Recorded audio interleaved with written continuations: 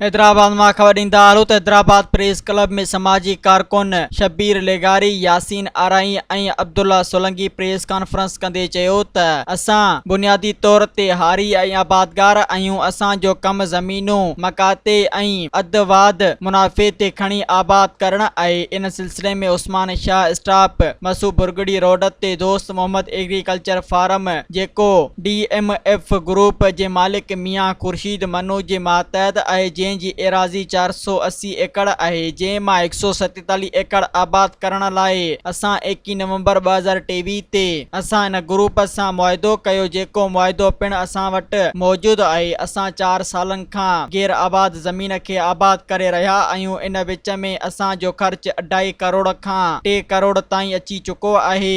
असां 4 सालनि में बंजर ज़मीन खे आबादी जे लाइक़ बणायो आहे ऐं हाणे इहा ज़मीन असांखे ख़ाली कराइण लाइ कुझु बासरदुरियूं असांखे धमकाए रहियूं आहिनि ऐं SHO रावकी कुर्बान आकलाणी पिणु थाणे ते घुराई असांखे प्रेशराइज़ करे रहियो आहे त हीअ ज़मीन ख़ाली कई वञे। सब्सक्राइब कयो अवामी न्यूज़ HD खे ऐं ताज़ा तरीन ख़बरुनि लाइ ॾिसंदा रहो अवामी न्यूज़ HD।